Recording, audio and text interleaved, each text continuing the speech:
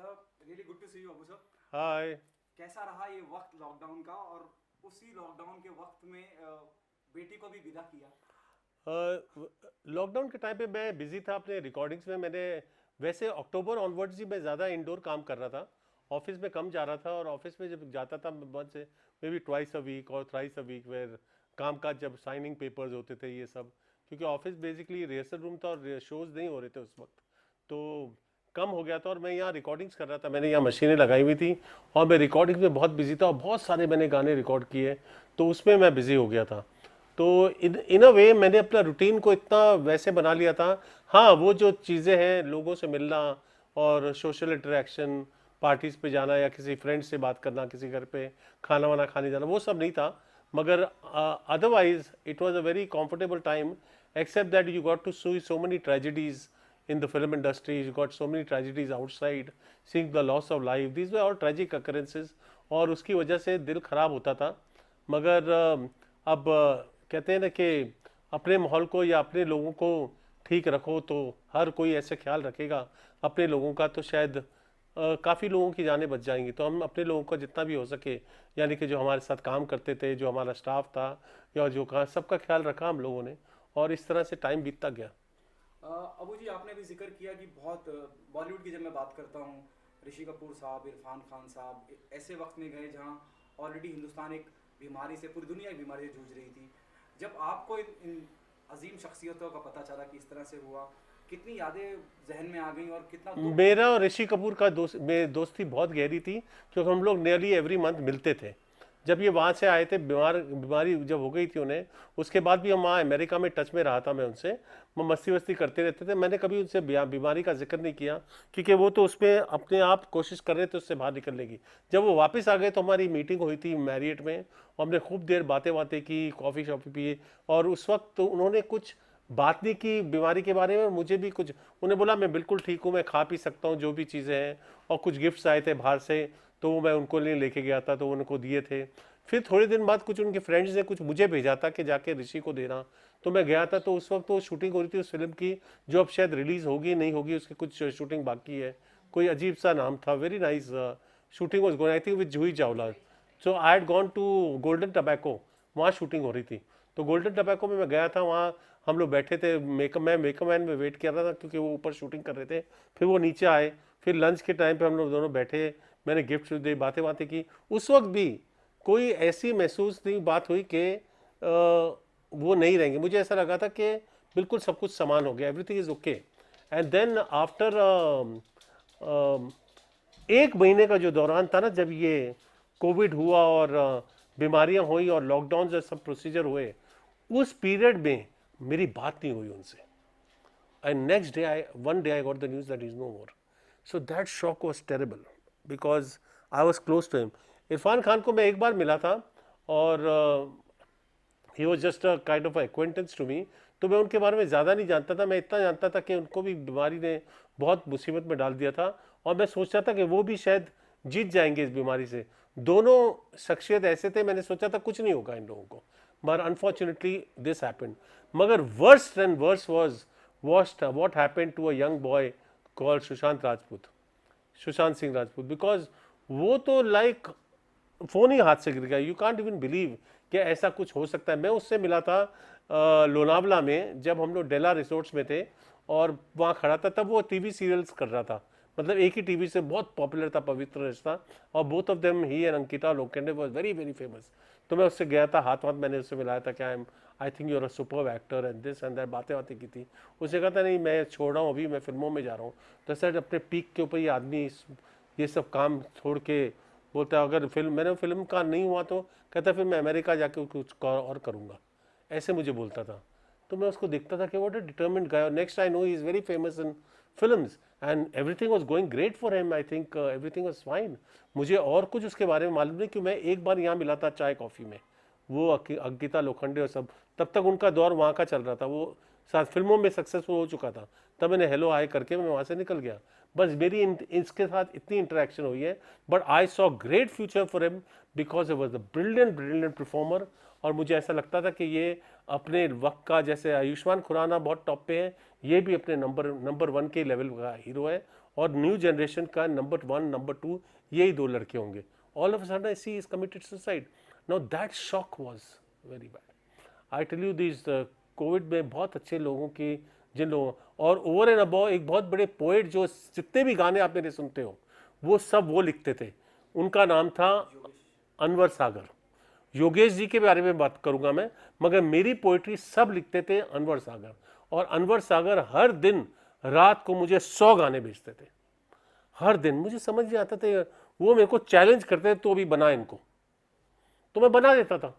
तो वो सुनते थे और खुश नसीबी इस बात की कि उनके इतने सारे गाने जो चाहते थे रिलीज होएं वो सब मेरे पास है और मैंने वो रिकॉर्ड कर लिए हैं. और वो उनको सुना के, और एक दिन उनका फ़ोन आया कि अबू मेरी तबीयत बहुत ख़राब है. तो मैंने वो हॉस्पिटल जाओ. उनको कोविड का डर था, मगर एक्चुअली वो जो ब्रेथलेसनेस उनकी थी वो हार्ट रिलेटेड थी. हार्ट वॉज गिविंग वे. उन्होंने पूरे रोज़े रखे थे और पूरी, और बड़े दुबले किस्म के दुबले इंसान थे. तो मुझे लगता है समहाउ स्ट्रेस बहुत हो गया उनको और वो सहन नहीं कर सका, हार्ट उस स्ट्रेन को नहीं सहन कर सका. और one fine next thing I know is no more. That day I was actually crying because उनका और मेरा इंटरेक्शन एवरी नाइट. उनके गाने, क्या क्या गाने मेरे पास, क्या क्या गाने उन्होंने लिख के भेजे हैं. एंड आई होप कि ये सब गाने रिलीज हों because that will be like a great pay back for him in a manner कि जो उनको चाहिए था लाइफ में वो उनको मिलेगा, क्योंकि गाने सच्ची बहुत अच्छे हैं. आपने अनवर सागर साहब का जिक्र किया, आप इतना ज़्यादा इंटरेक्शन, इतना ज़्यादा मुलाकात का सिलसिला रहता था, रोज़ मिलते थे, जिस तरह से आप बता रहे हैं. सोनू निगम ने भी एक कहीं एक बात कही, आई डोंट नो आप उस बात, आपने वो बात आपके नॉलेज में है नहीं है, कि भूषण कुमार ने सिंगरों का, या टी सीरीज ने, या और कंपनी ने कहीं सिंगरों को भी बड़ा यूज करा गया, प्रताड़ना दी है उनको. जो करंट सिनारियो में सुशांत के जाने के बाद जो मुद्दा उठा है, उसके बाद सोनू भी खुल के आए हैं और उन्होंने कहा है कि हाँ, उन्होंने एक्चुअली क्या होता है, there is a lot of partisan attitude in the film industry, in the music industry also.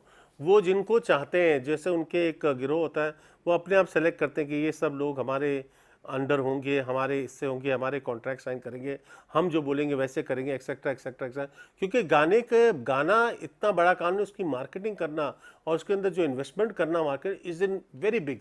जिस तरह से वो रीच आउट करते हैं, जिससे पॉपुलर होता है. गाना मेरे बनाने से क्या होगा, अगर कोई सुनेगा नहीं तो कभी पॉपुलर नहीं होगा.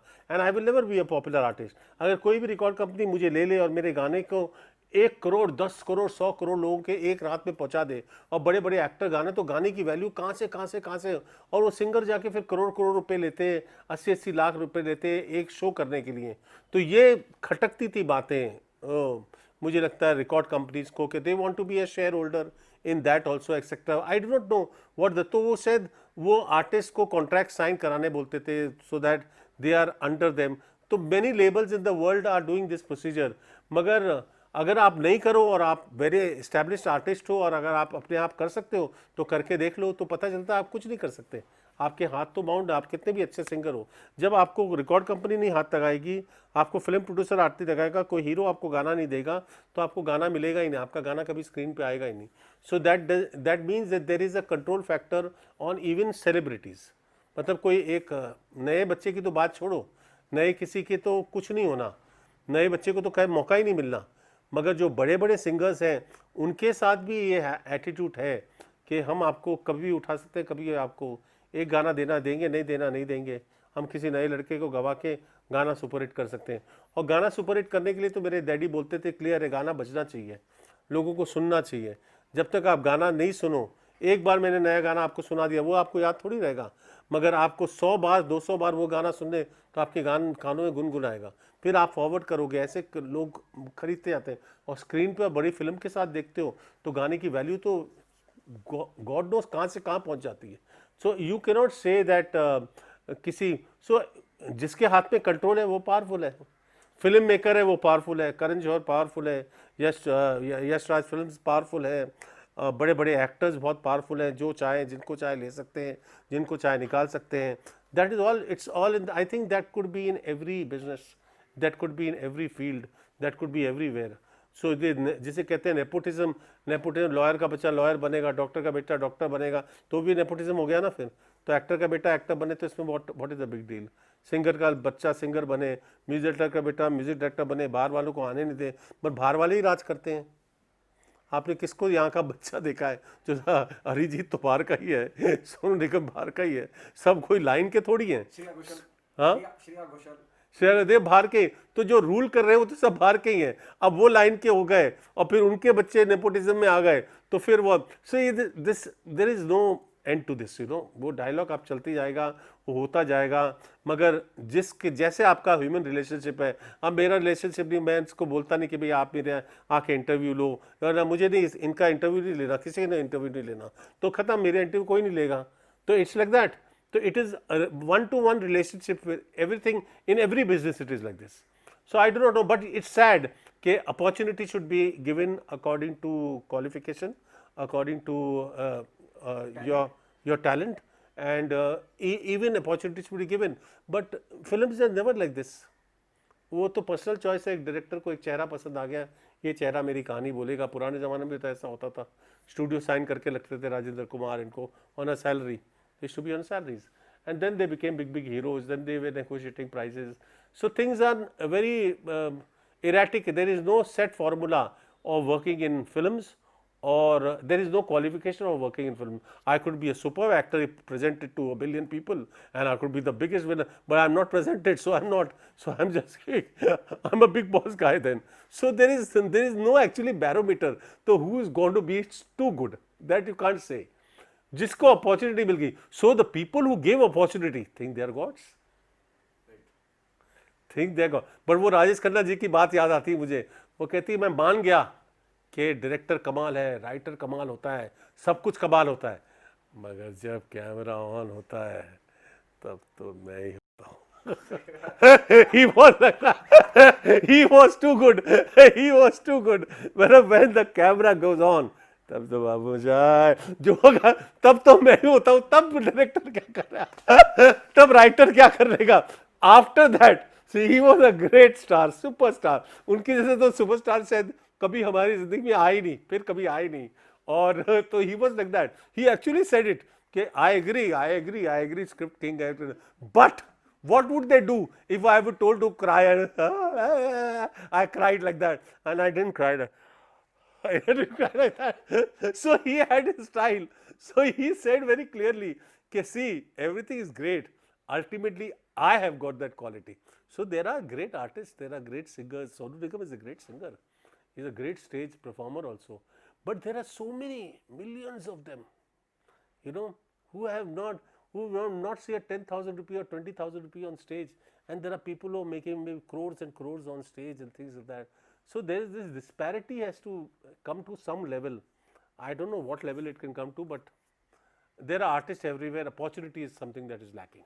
Okay, अबू साहब, सलमान खान का भी कहीं जिक्र आ रहा है, सुशांत के आत्महत्या के बाद कई अलग अलग तरह के आरोप प्रत्यारोप का दौर चालू है। मगर सुशांत सिंह का और सलमान खान का कनेक्शन क्या है, वो बात समझिए। अभिनव कश्यप ने भी बोला है कि इस तरह से बुली करते हैं और ये पूरा कैंप है, करण जौहर और ये वो सब मिलके पूरा उनका ग्रुप है। सलमान खान का ग्रुप करण जौहर का ग्रुप नहीं है। सलमान खान इज सलमान खान, वो अपना काम करते हैं। I don't know understand how Salman Khan is connected to Sushant Singh Rajput. Sushant Singh Rajput is connected to that Karan Johar. He is connected to Yash Chopra films, where Salman Khan is not connected to both the banners. He does his individual films. He does his individual style. हाँ, that Abhinav Kashyap का story is very simple. उनको दबंग 1 बनी थी, super hit, उन्होंने बोला था आप दबंग 2 हमारे लिए बनाओ, वो भागे थे कि मैं दबंग क्यों बनाऊं।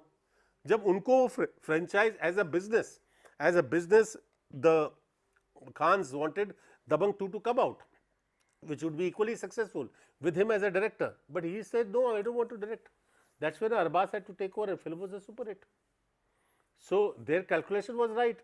So if somebody, for them it is like somebody letting go of a ship after you got an opportunity from us. You let go of us. So he let go of him or they let go of him. That's the two different stories. I have heard that he did not do it, which he agrees on paper. That I did not do it because मैं फिर वो दबंग 3 करना पड़ता मुझे, फिर मैं दबंग ही करने वाला हो जाता।